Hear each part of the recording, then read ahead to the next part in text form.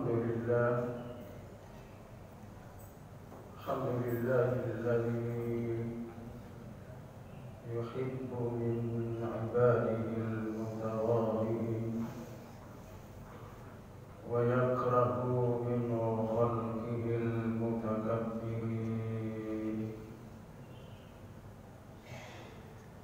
لا إله إلا الله يضل من يشاء ويهدي من يشاء إلى صراط مستقيم. أشهد أن لا إله إلا الله الكبير المتعال،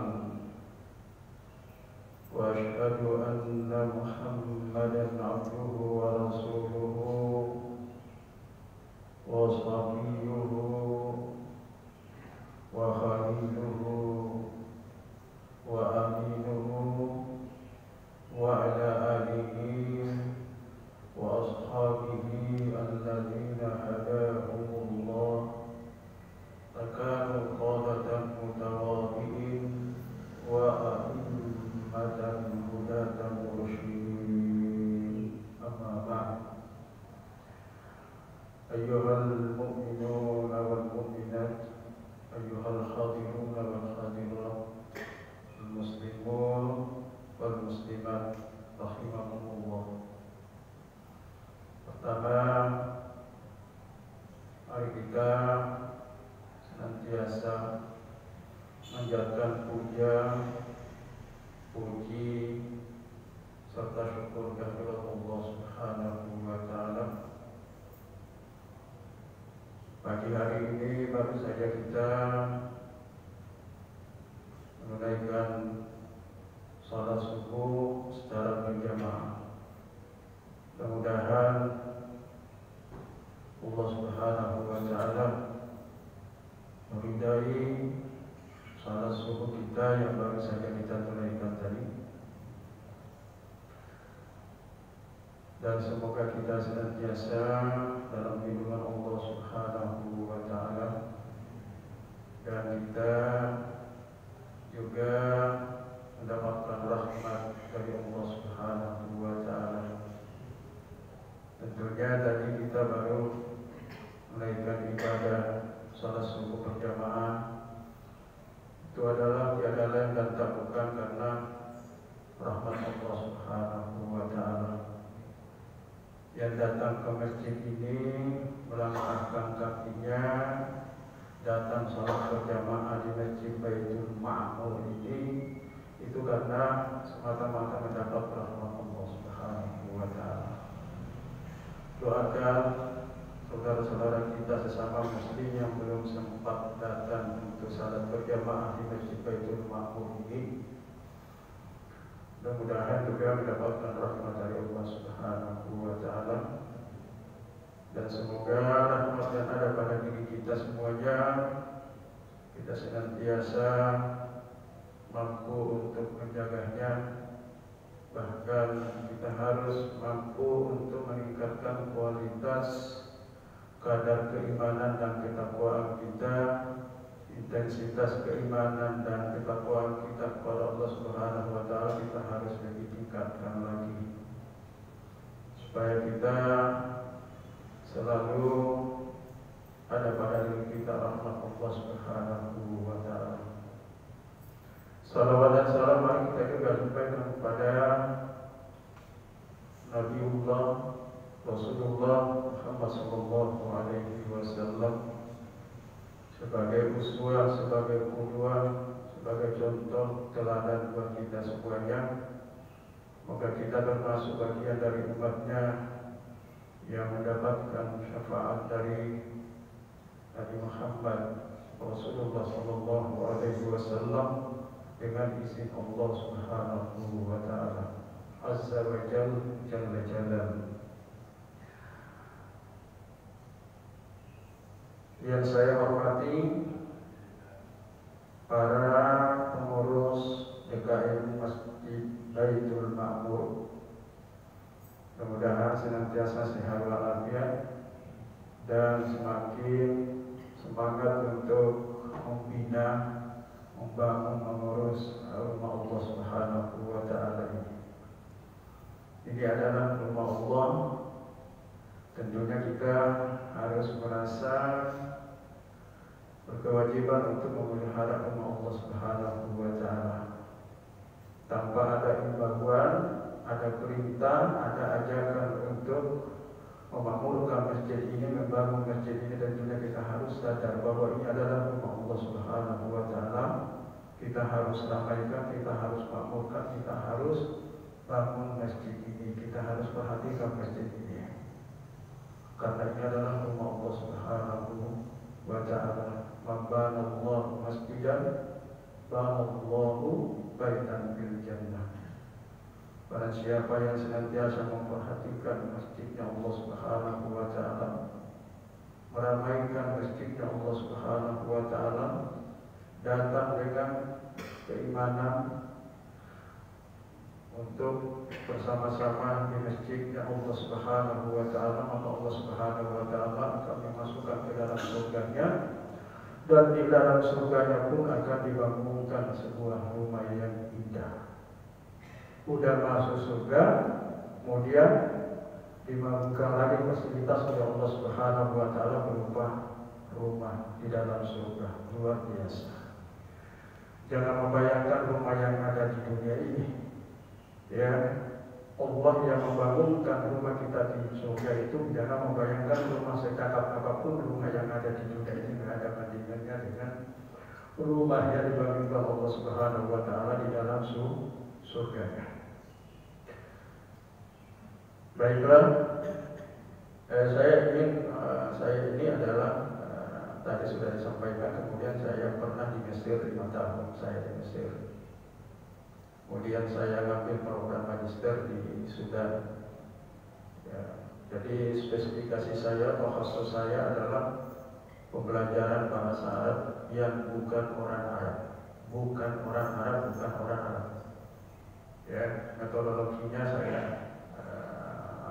tekuni bagaimana mengajarkan bahasa Arab itu secara benar, baik dan tepat sesuai dengan metodologi, sehingga bahasa itu tidak menjenuhkan, tidak membosankan, merasa kesulitan belajar bahasa Arab, padahal bahasa Arab itu adalah bahasa yang paling termudah. Ya, jangan kita beranggapan, jangan kita mengatakan bahwa bahasa Arab itu susah. Paling termudah di antara sekian banyak bahasa. Oleh karena itu Al-Quran diturunkan dalam bahasa Arab. Allah Subhanahu wa Ta'ala memilih bahasa Arab itu karena itulah bahasa yang paling termudah, sehingga dipilih dalam Al-Quran.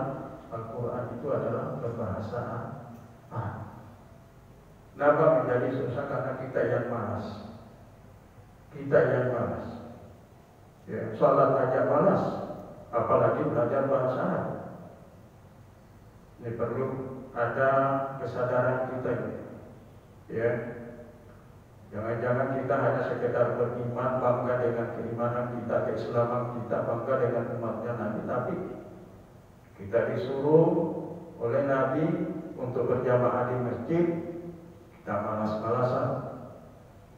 Ini, ya jangan sampai ada penyakit yang ada pada diri kita itu bangga dengan keimanan kita, bangga dengan keislaman kita, tapi anjuran Nabi bahwa sebaiknya kita salat berjamaah di masjid itu ogah, malas, apalagi salat subuh. Ya, padahal Allah Subhanahu wa Ta'ala sudah menentukan waktu salat itu. Inna sholata kanat 'alal mu'minina kitaban mawquta. Bagi orang-orang mukmin itu sudah ditentukan waktu salatnya. Jangan kita yang menentukan waktu salat. Entar deh, masih jam 5, nanti setengah jam 7. Nah, itu kita yang menentukan waktu salat itu, padahal Allah Subhanahu wa Ta'ala dan anjuran Nabi supaya kita datang berbondong-bondong memenuhi undangan Allah Subhanahu wa Ta'ala. Apa undangan Allah Subhanahu wa Ta'ala? Yaitu panggilan azan yang tadi disampaikan oleh Bilal atau muazzin itu adalah undangan Allah Subhanahu wa taala, bukan undangan muazzin, bukan undangan Bilal, tapi itu adalah sejatinya adalah undangan Allah Subhanahu wa taala yang disampaikan oleh Bilal. Nah, ini kita lagi asyik dulu, kita lagi asyik sibuk dengan urusan dunia atau tidur daripada kita datang untuk memenuhi panggilan Allah Subhanahu wa taala. Dan kadang-kadang kita nggak merasa berdosa, biasa-biasa saja. Tuh. Ada orang seperti itu biasa-biasa saja, padahal ini panggilan Allah, bukan panggilan ustaz, bukan panggilan manusia, bukan panggilan ciptaan Allah Subhanahu wa taala, tapi panggilan yang menciptakan manusia. Tapi kenapa kita ogah gitu loh? Padahal kita mengaku kita mengaku Islam. Tuh. Nah, ini kesadaran kita ini masih kurang. Tuh. Kesadaran kita masih kurang. Mestinya itu salat berjamaah di masjid salat subuh itu, kalau dihitung jumlah penduduknya di sini pasti lebih banyak, ya kan, pasti. Tuh. Ya pasti. Nah, ini yang sudah harus menjadi kita bangun kesadaran kita. Bangun kesadaran kita, karena kesadaran itulah yang akan menyelamatkan kita. Baiklah. Jadi tadi sudah disampaikan oleh saudara saya bahwa kajian kita ini adalah kajian tematik, membangun etika Islam dalam kehidupan. Jadi kita harus perbaiki etika kita dalam kehidupan kita ini sesuai dengan perspektif Islam, sesuai dengan sudut pandang di Islam itu sendiri. Supaya apa? Nah, supaya kita bisa terselamatkan di dunia maupun di akhirat. Saya mengambil satu hadis Rasulullah SAW. Hadis ini datangnya dari Abdullah bin Mas'ud. Abdullah bin Mas'ud ini adalah salah seorang dari sekian banyak sahabat Rasulullah SAW yang paling dekat dengan Rasulullah SAW. Pada suatu riwayat saking dekatnya Abdullah bin Mas'ud ini, satu riwayat pernah suatu ketika Abdullah bin Mas'ud datang ke rumah Rasulullah SAW. Lalu Abdullah bin Mas'ud membuka pintu kamar Rasulullah SAW. Bukan pintu rumah, tapi pintu kamar Rasulullah SAW. Kemudian Abdullah bin Mas'ud membuka, lalu Rasulullah SAW mengatakan, "Wahai Abdullah bin Mas'ud, ada apa? Kamu membuka kamar saya?" Abdullah bin Mas'ud mengatakan, "Saya membuka wahai baginda Muhammad Rasulullah SAW, saya hanya ingin mengingatkan saja bahwa sebentar lagi waktu salat akan masuk." Tuh. Sebentar lagi waktu salat akan masuk. Itu Abdullah bin Mas'ud. Artinya bahwa kedekatan Abdullah bin Mas'ud dengan Rasulullah itu sangat akrab, sangat dekat. Mana berani seseorang itu membuka pintu kamar seorang Rasul itu kalau nggak dekat. Atau kita juga mana berani orang lain membuka pintu kamar kita kalau kita nggak kenal orang itu. Atau kita nggak akrab dengan, nggak ada yang berani. Yang berani itu adalah suami, yang berani itu adalah anak, yang berani itu adalah istri membuka kamar kita.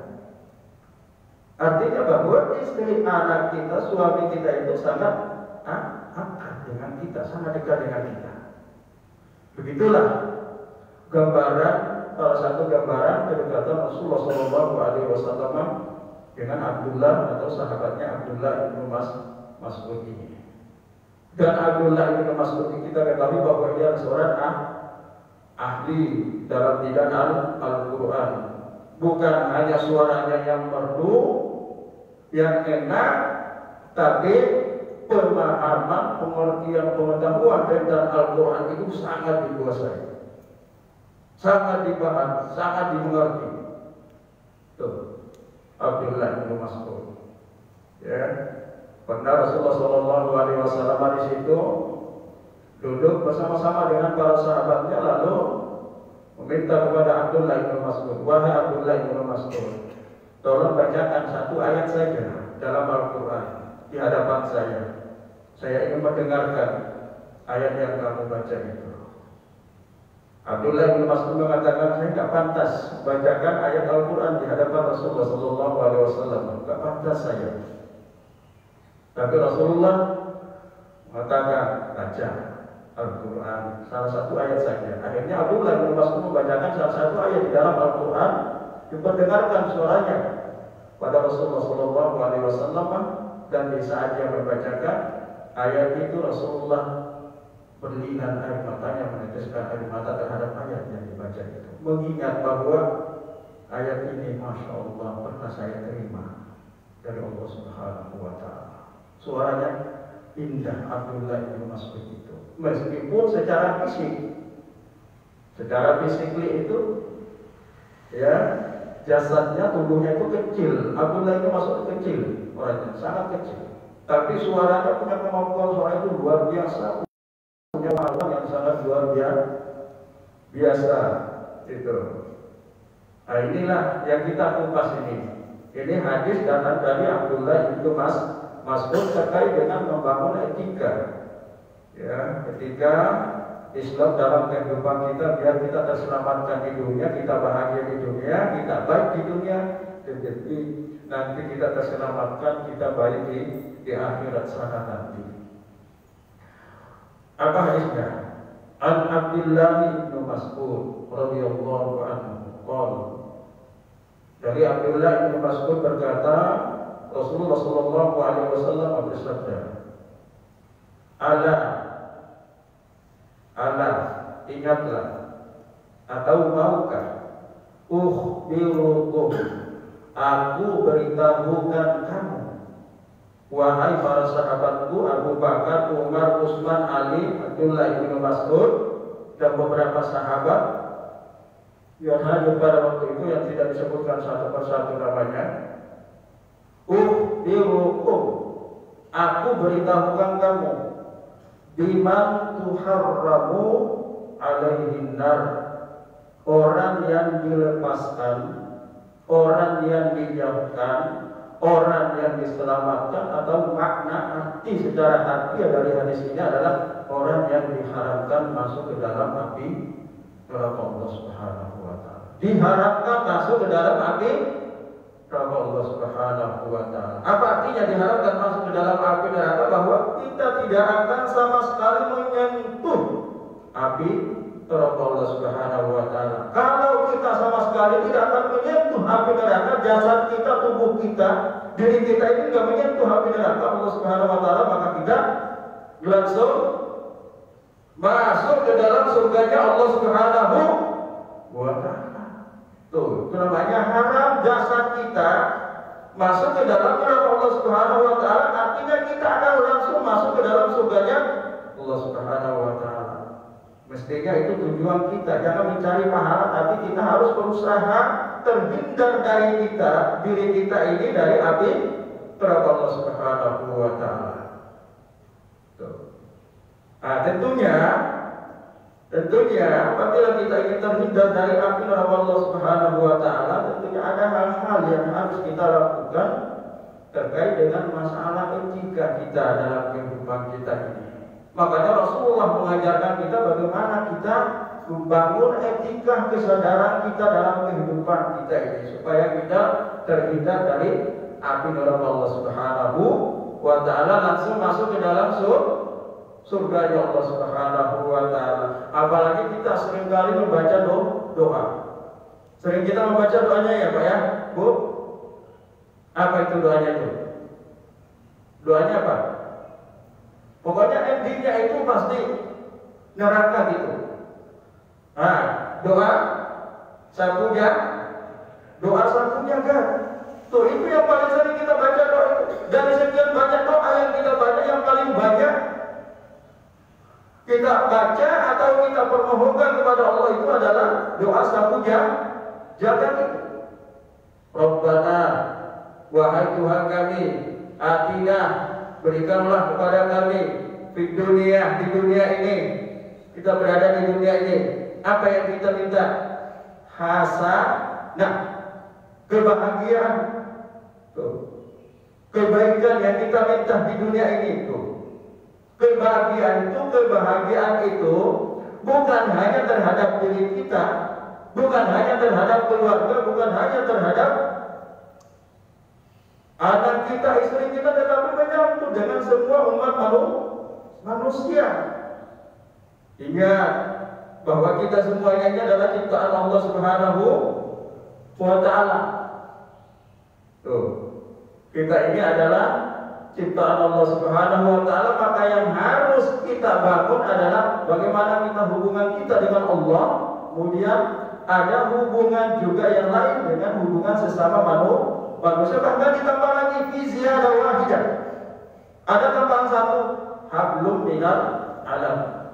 Hubungan kita dengan alam yang ada di sekitar kita. Kenapa? Kalau hubungan kita dengan alam itu enggak baik, ya, enggak harmoni, itu bisa jadi akan menjadi musuh buat kita. Salah satunya, kalau di depan rumah kita itu ada aliran air, ada got dan sebagainya, kemudian kita nggak peduli, kita nggak harmoni, kita nggak memperhatikan, itu akan bisa menjadi mengakibatkan banjir, sampah, nih, sampah di mana-mana. Itu apa yang menyebabkan lingkungan kita itu sehingga banjir itu sampah tuh. Pembuangan airnya itu nggak lancar. Segede apapun pembuangan air itu, kalau kita nggak sadar, sampah itu dibuang kemana saja sesuai dengan keinginan kita. Yang penting kan ada orang yang melihat ini, jangan gitu. Daripada di rumah saya bau dan sebagainya dibuang begitu saja, padahal dia nggak mikirin akibatnya nanti. Ya, ini gara-gara kita membuang kotoran itu bisa jadi ya masalah, bukan hanya masalah kehidupan kita itu, tapi nanti juga di akhirat. Karena kita itu Islam itu luar biasa, nilai-nilai ajaran Islam itu salah satunya adalah kebersihan. Tuh. Jadi kita langsung masuk ke dalam surga Allah Subhanahu wa Ta'ala. Karena kita diharapkan masuk ke dalam api dari Allah Subhanahu wa Ta'ala. Itu Rabbana atina fid dunya hasanah wa fil akhirati hasanah. Kita juga minta kebaikan di akhirat sana. Mau tak mau pasti kita akan nanti menjadi penduduk akhirat ini. Kalau kita sudah penduduk dunia, berarti mau tak mau konsekuensinya adalah kita akan menjadi penduduk akhirat nanti di sana. Ya, sana nanti kita dikumpulkan di padang mahsyar, kita masuk dulu di liang kubur. Ya, di liang kubur di sana diproses lagi dan sebagainya. Masih lama perjalanan kita ini, masih sangat jauh perjalanan kita. Usia kita meninggal 70 tahun itu jauh lebih lama lagi. Ya, masih sangat jauh perjalanan kita, maka kita harus mempersiapkan segala sesuatunya sebelum kita dipanggil oleh Allah Subhanahu wa Ta'ala. Wa qina adzabannar. Itu ujungnya wa qina adzabannar. Itu nar itu. Dan jauhkanlah kami dari siksa api neraka ya Allah gitu. Makanya ujung dari doa itu wa qina adzabannar. Jangan hanya sekali baca saja, baca 3 kali minimal. Ya, serius membacanya. Jangan Rabbana atina fid dunya, mata kemana-mana, pikiran kemana-mana. Ya, jangan. Wa qina adzabannar itu kalau perlu air matanya itu meneteskan air mata ketika baca wa qina adzabannar. Ya, wa qina adzabannar, wa qina adzabannar. Enggak perlu doa panjang-panjang, yang penting khusyuk. Doanya benar. Itu. Daripada doa yang banyak tapi pikiran kemana-mana. Pantas kalau Allah menerima doa kita? Enggak pantas. Kita ada sesama manusia, kalau di hadapan orang yang kita minta, kemudian kita enggak sesuai dan enggak respect dengan apa yang kita lakukan, itu juga enggak akan merespon dengan baik. Itu juga doa kita itu harus enggak apa-apa pendek, yang penting khusyuk. Itu. Jadi kualitas itu yang lebih penting daripada kuantitasnya, jumlahnya. Itu yang menyebabkan kita bisa terselamatkan. Wa qina adzabannar, intinya adalah jauhkanlah kami dari siksa api neraka. Doa kita dikabulkan Allah Subhanahu wa taala, tapi perilaku kita belum. Doa dengan perilaku itu harus nyambung, harus ada korelasinya, harus ada konektivitasnya, harus ada kesinambungannya gitu. Bukan hanya sekedar ibadah saja kepada Allah, tetapi hablum minan nasnya itu harus baik. Tuh. Makanya hablum minallah enggak begitu saja, tapi harus hablum minan nas, ya, harus juga baik. Sehingga surga itu manakala kita mampu melakukan seperti ini, hablum minallah, kemudian hablum minan nas. Kalau hablum minan nas saja kita mampu melakukannya, tapi hablum minan nasnya itu enggak, jangan bakalan kita masuk ke dalam surga ya Allah Subhanahu wa taala. Jangan. Enggak ada ayat apapun, enggak ada hadis Rasulullah yang mengatakan bahwa memiliki saja hubungan dengan Allah Subhanahu wa taala pasti kamu masuk surga. Enggak ada. Tapi hablum minallah, hablum minan nas. Tuh. Ini yang harus kita jaga, harmonisasi dalam kehidupan kita ini kita harus jaga. Siapapun, ya, siapapun orangnya, identitas orang itu siapapun, statusnya orang itu siapapun, tapi kita harus sadar bahwa dia juga adalah ciptaan Allah Subhanahu wa taala. Apapun dia, maka kita harus memperlakukan dengan cara-cara yang baik. Itu. Nggak boleh kita membenci seseorang itu karena nggak boleh kita membenci, ya, kemanusiaan seseorang itu karena perilakunya. Boleh kita benci perilakunya, boleh kita benci nggak suka dengan kelakuannya, tetapi dari sisi kemanusiaannya sebagai ciptaan Allah Subhanahu wa taala kita nggak boleh memutus hubungan. Nggak ada. Hanya kelakuannya saja kita nggak suka, nggak senang, nggak respect sama kelakuannya. Tapi jangan sampai kita karena kelakuannya itu kita memalingkan muka kita. Kita nggak mau lihat orang itu lagi, jijik melihat orang itu lagi. Jangan seperti itu. Ya, nggak boleh. Karena ada orang seperti itu, nggak mau melihat lagi sebagainya. Jangan sampai ini nanti yang akan di hadapan Allah Subhanahu wa taala kamu itu nggak boleh seperti itu. Saya juga menciptakan dia. Meskipun kelakuannya kamu suka, tapi dari sisi kemanusiaan jangan kamu memalingkan mukamu. Jangan kamu menundukkan mukamu ketika di hadapan mereka. Karena bentuk kesukaan, ketidaksukaanmu kepada dia. Jangan seperti itu. Ya. Nih, apa kata Rasulullah Shallallahu Alaihi Wasallam lagi?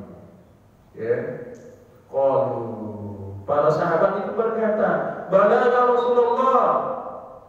Jadi Abu Bakar, Umar, Utsman, Ali, Abdullah bin Mas'ud dan sahabat-sahabat lainnya yang hadir dalam majelis Rasulullah itu mengatakan, "Balagha Rasulullah."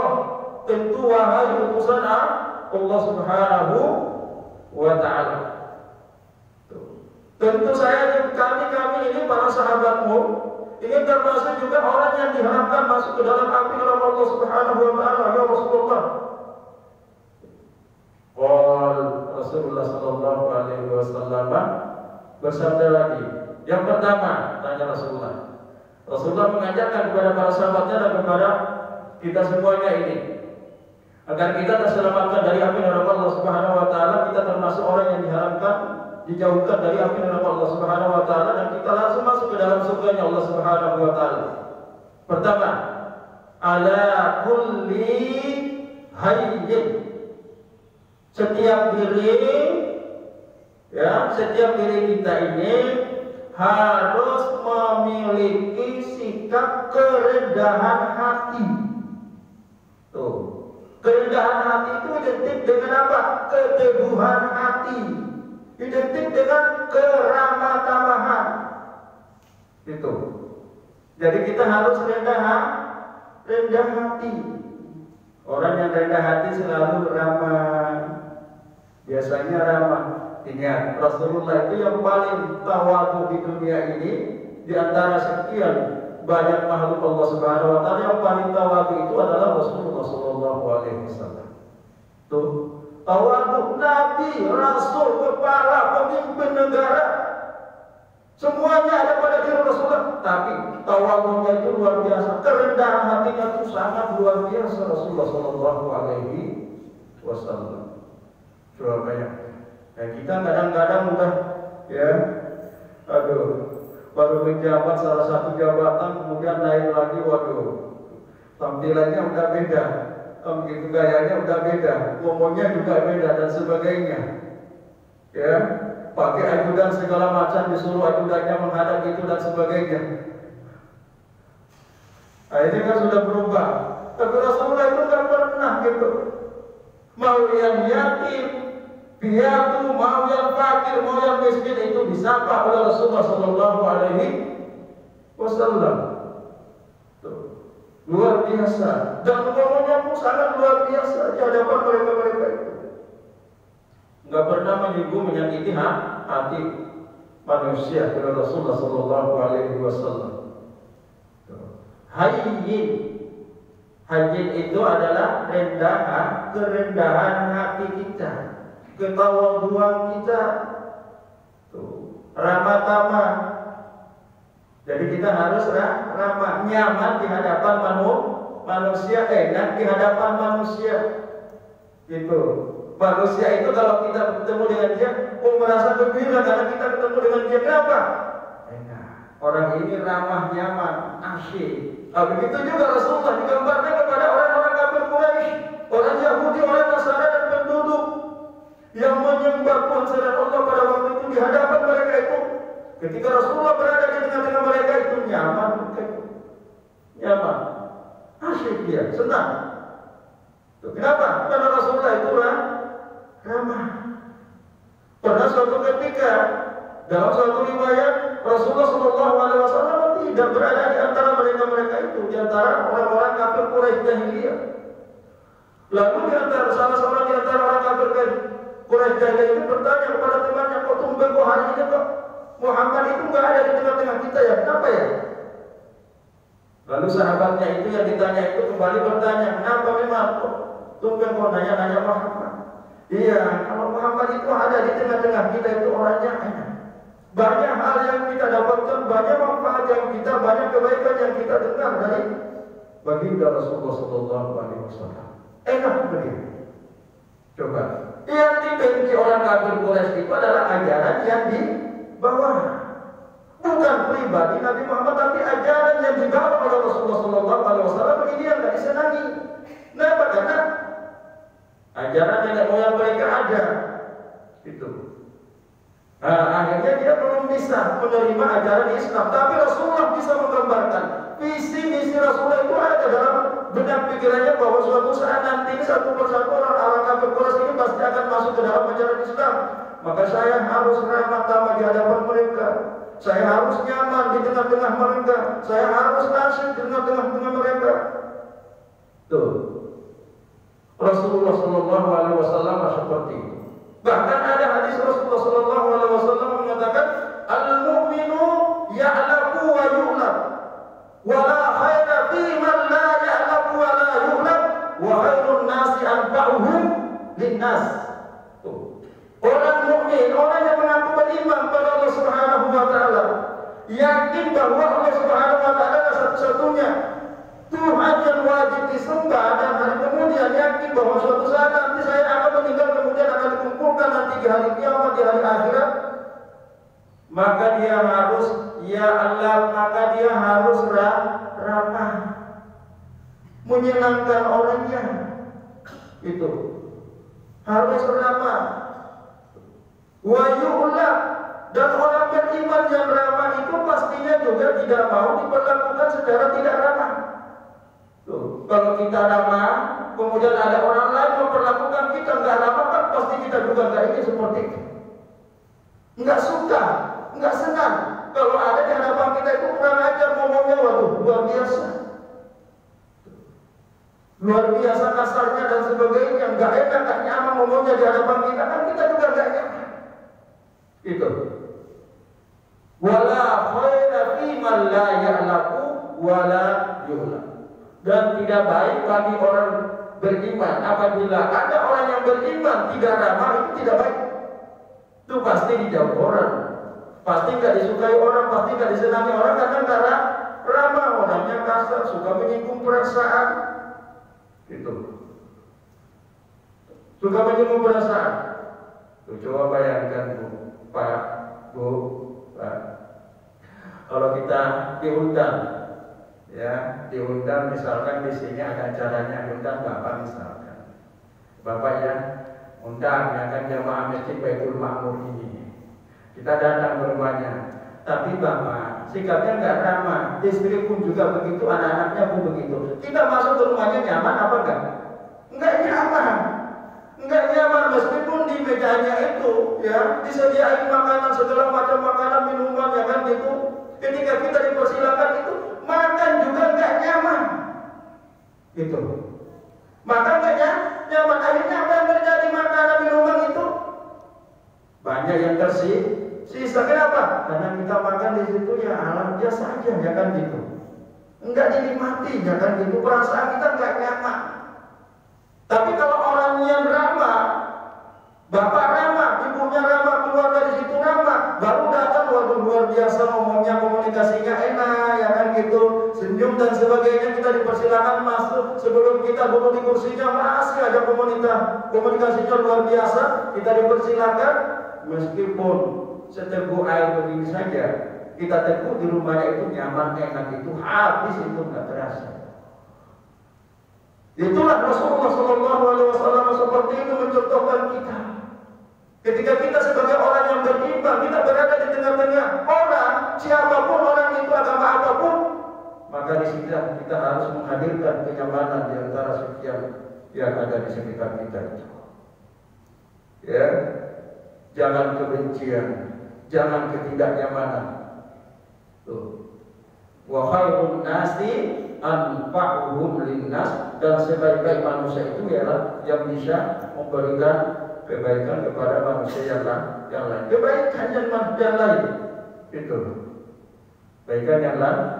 Itu yang pertama. Banyak sekali hadisnya. Apalagi kalau kita nyambungkan dengan ayat inna arsalnaka rahmatan lil alamin. Sesungguhnya kami utus engkau Muhammad, kata Allah Subhanahu wa taala, kecuali untuk menjadi rahmat. Kemudian ada lagi hadis lagi, ya inni lam ub'ats la'ana wa innama bu'itsu rahmah. Sesungguhnya aku tidak diutus, kata Rasulullah. Aku tidak diutus oleh Allah Subhanahu wa taala, kata Rasulullah, untuk memaki, untuk menghancurkan suatu kaum, untuk menyakiti suatu kaum, untuk membalas kejahatan suatu kaum. Itu kata Rasulullah. Inni lam ub'ats la'ana. Sesungguhnya aku tidak diutus untuk melaknat. Tuh. Untuk membalas keburukan terhadap keburukan yang dilakukan orang. Wa innama, sesungguhnya bu'istu rahmah, sesungguhnya aku diutus adalah untuk rahmah, kasih sayang di antara sesama manusia. Kenapa? Karena dengan kasih sayang, dengan rahmah di antara sesama manusia yang saya tebarkan ajaran Islam dengan penuh rahmah kasih sayang, saya berharap mudah-mudahan orang itu dekat dengan Allah Subhanahu wa taala. Saya berharap mengenal dan dekat dengan Allah Subhanahu wa taala. Itu orang-orang kafir Quraisy itu dulu tidak mendapatkan rahmat, akhirnya mendapatkan rahmat dari Allah Subhanahu wa taala. Kenapa? Karena itu kedekatan Rasulullah SAW dengan kasih sayangnya. Anak itu, ya serebel apapun anak itu harus didekati dengan kasih sayang. Itu. Karena anak-anak seperti itu karakternya berbeda-beda. Ada yang sabar, ada yang kurang sabar, ada yang ini dan sebagainya. Tapi orang tua, bapak ibu harus menghadapi anak itu dengan kasih sayang, cinta kasih. Karena dengan kasih sayang itu pasti akan nanti Allah Subhanahu wa taala memberikan rahmat terhadap anak itu. Karena yang bisa memberikan rahmat itu hanya Allah Subhanahu, bukan orang tuanya. Tapi kita harus berusaha bersikap kasih sayang kepada sesama, kepada anak kita. Karena rahmat itu datang dari Allah Subhanahu wa taala. Jangan dikasari.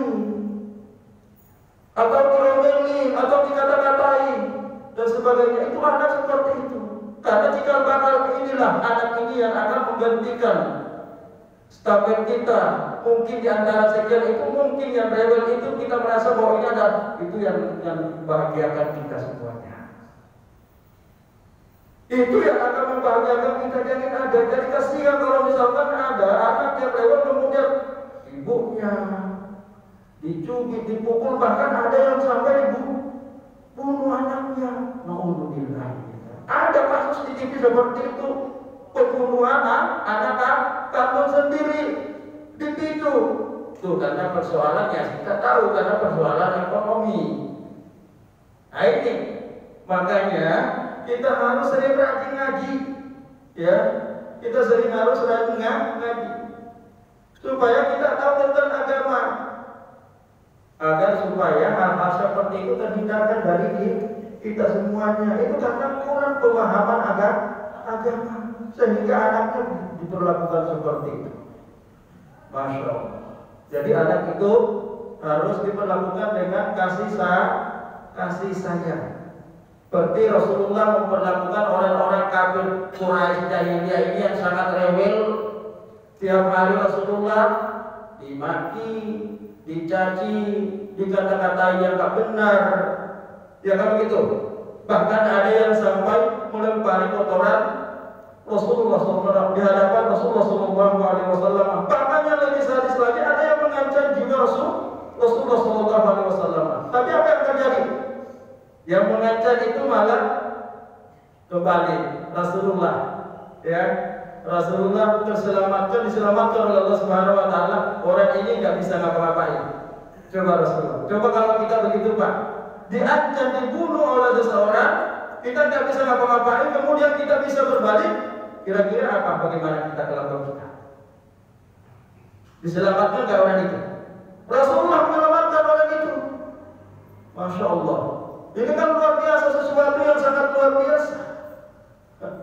Pertanyaannya, nah itu kan Rasulullah, kan kita umatnya kan nggak biasa. Iya, betul. Memang ada hal-hal yang memang kita tidak bisa lakukan, tapi ada juga hal-hal yang memang kalau kita usahakan secara maksimal itu sesuai dengan tuntunan Rasulullah, bisa kita lakukan. Bisa. Iya, jangan langsung, oh memang saya bisa. Belum kita usahanya seperti apa kan gitu. Langsung melontarkan itu Rasulullah.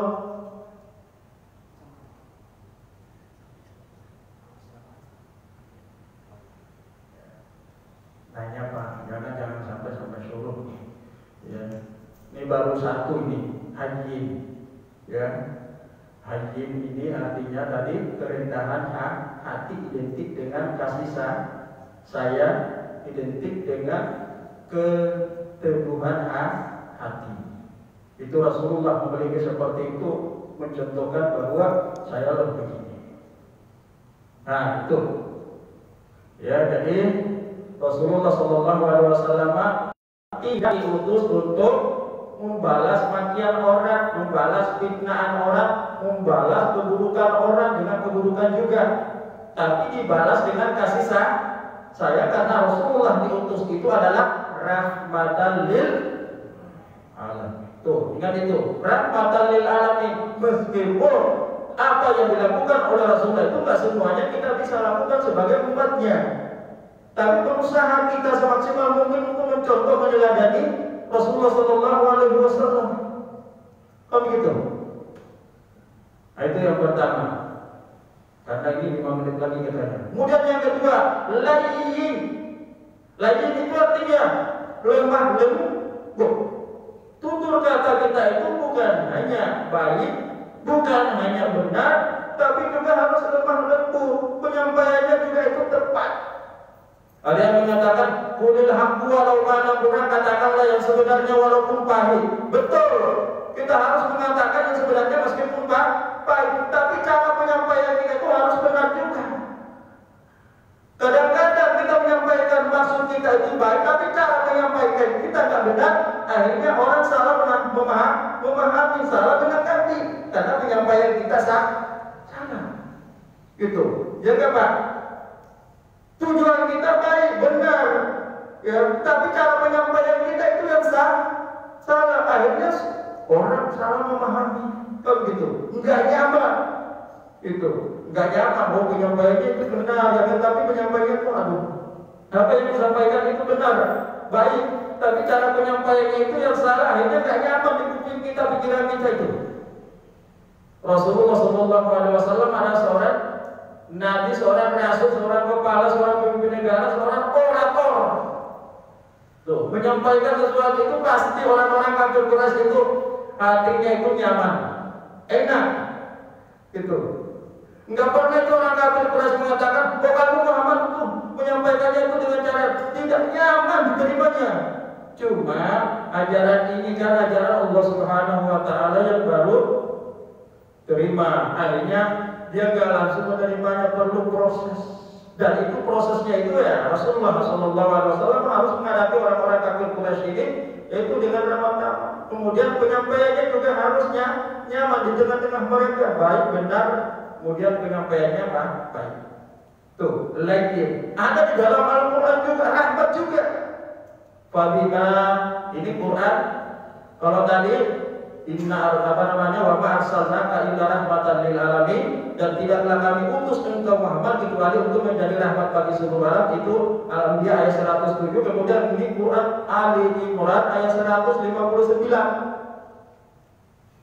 Yang ke-9 apa? Fatima rahmati minallahi minta lahu. Tuh, maka dikarenakan dengan rahmat Allah Subhanahu wa taala, kasih sayang Allah Subhanahu wa taala, minta engkau Muhammad lemah lembut Muhammad.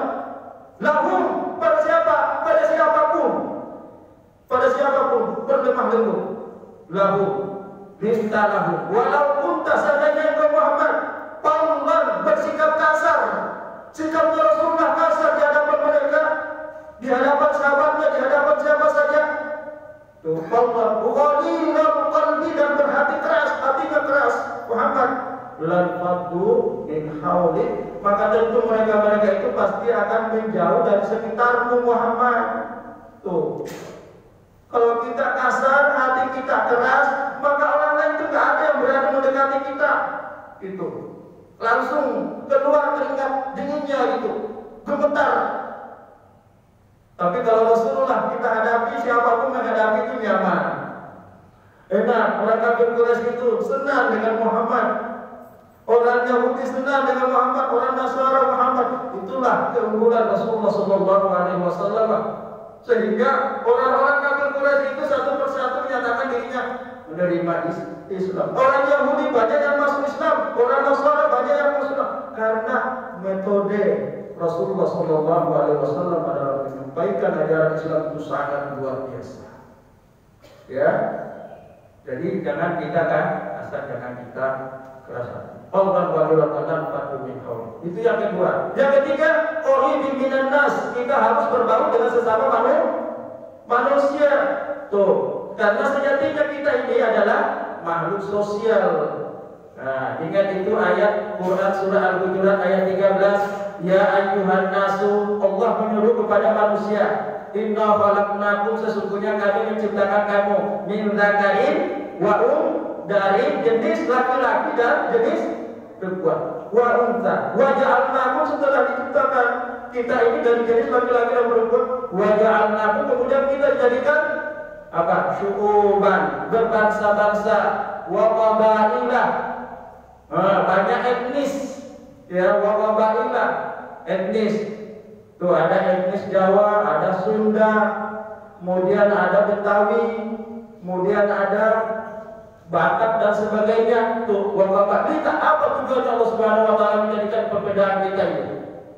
Jadi antara sesama manusia, kita ada untuk saling mengenal. Ya, jangan jadikan perbedaan itu supaya kemudian saling menjauh, tapi perbedaan itu kita harus saling lita'arafu, saling mengenal. Tuh, inna akramakum indallahi atqakum, sesungguhnya orang yang paling mulia di sisi Allah adalah orang yang paling bertakwa. Ciri-ciri, salah satu ciri orang bertakwa itu adalah ingin memperbaiki hubungannya dengan sesama manusia. Tuh, ya, ingin memperbaiki hubungannya dengan sesama manusia itu. Lita'arafu inna akramakum indallahi atqakum. Itu yang keberapa itu? Yang ketiga ya. Nyambung lagi ya Pak ya. Satu lagi, sahlin saling memudahkan. Ya, ini mumpung di sini dekat kelurahan ini ya. Kalau masyarakat ngurus KTP mudahkan. Ya, jangan gara-gara tidak ada pengantar dari RT, RW dan sebagainya, kemudian disuruh balik lagi masyarakat itu. Ya, kelurahan itu yang harus, wah ini kekurangannya cuma ini, bantu dia. Ya, bantu dia, jangan disuruh lagi mundar-mandir masyarakat itu. Apalagi masyarakat yang ngurus itu adalah strata sosialnya itu sangat di bawah, naik angkot atau jalan kaki. Coba bayangkan, dari kejauhan jalan kaki atau naik angkot, turun naik bawa anak lagi dan sebagainya, kemudian datang ke kelurahan, gara-gara sudah pengantar dari RT RW-nya nggak ada, kemudian mau disuruh balik lagi, jangan sama sekali. Ya, bantu mereka. Jangan Pak ya, di sini aja. Ini tinggal kekurangan, nanti saya yang menyelesaikan masalahnya. Pokoknya kamu tinggal duduk ada di sini, beresnya nanti saya kasih KTP langsung jadi hari ini. Itu kan nyaman gitu. Ya, memudahkan. Karena agama kita ini yasir wala tu'assir. Ya, permudah dan jangan persulit. Gitu. Kalau hal-hal seperti itu jangan lagi disuruh. Kita yang harus memberikan pelayanan yang terbaik. Kita sebagai orang iman bantu mereka. Jangan disuruh lagi gara-gara pengantar disuruh lagi balik. Alhamdulillah. Tuh. Ya, ini kesadaran kita harus membangun etika kesadaran dalam kehidupan kita ini. Diajarkan Islam seperti itu, Rasulullah seperti itu. Bahkan Rasulullah itu lapar, mau makan ada makanan. Tapi ketika itu ada sahabat-sahabatnya datang lapar juga, dikasih makanan itu Rasulullah gak makan. Coba bayangkan seperti itu. Rasulullah jadi dalam keadaan lapar loh, dikasih makanan itu kepada sahabatnya yang lapar juga, yang membutuhkan makanan. Datang kepada Rasulullah, hari ini saya belum pernah makan. Rasulullah kasih makanan seperti itu. Rasulullah gak makan. Seperti itu. Ya, jadilah kita orang sesama orang yang beriman ini saling memudahkan, ya. Ya, apalagi hal-hal seperti itu, masalah birokrasi dan sebagainya, jangan terlalu mempersulit. Kalau memang kita bisa bantu, layani dengan baik, kita yang tangani, jangan disuruh lagi masyarakat itu seperti itu. Saya kira itu aja, karena waktu suruh udah masuk ya, ini udah lewat kayaknya ya. Maaf ya, al-afu minggu ya. Jadi yang ingin saya sampaikan bahwa ya, ibadah kita hablum minallah kita bagus, tapi hablum minannasnya juga harus bagus. Ya, kita bangun kata Rasulullah paling tidak ada 4 supaya kita terselamatkan dari api neraka Allah Subhanahu wa taala, kita langsung masuk ke dalam surga Allah Subhanahu wa taala. Yang pertama adalah kita harus rendah hati, identik dengan keramah tamahan. Kemudian yang kedua adalah ucapan kita tidak hanya dengan baik, tidak benar, tapi cara penyampaian kita juga baik. Dan yang ketiga adalah kita harus berbaur dengan sesama manusia. Tuh, ya, apalagi kita ini makhluk sosial, ya kan itu. Pasti tidak mau ada keberhasilan, ada kesuksesan kita, itu pasti ada keterlibatan dari pihak lain juga, minimal suami atau istri kita atau anak kita, seperti itu. Dan yang keempat adalah saling memudahkan. Di sini juga Masjid Baitul Ma'mur luar biasa, sudah memberikan fasilitas yang sangat luar biasa agar supaya masyarakat di sini, orang-orang di sini ini bisa melakukan ibadah dengan baik di Masjid Baitul Ma'mur ini dengan baik, dengan khusyuk. Saya kira itu seperti itu. Mudah-mudahan kita termasuk mampu untuk mengamalkan apa yang disampaikan oleh Rasulullah SAW dalam kehidupan kita. Kita langsung masuk ke dalam surga Allah Subhanahu wa taala. Saya kira itu aja penyampaian saya. Wabillahi taufiq wal hidayah. Assalamualaikum warahmatullahi wabarakatuh. Mari kita tutup dengan sama-sama membaca hamdalah dan doa kafaratul majlis. Alhamdulillahirabbil alamin. Subhanallahumma wa bihamdika asyhadu an la ilaha illa anta astaghfiruka wa atubu ilaik. Wassalamualaikum warahmatullahi wabarakatuh.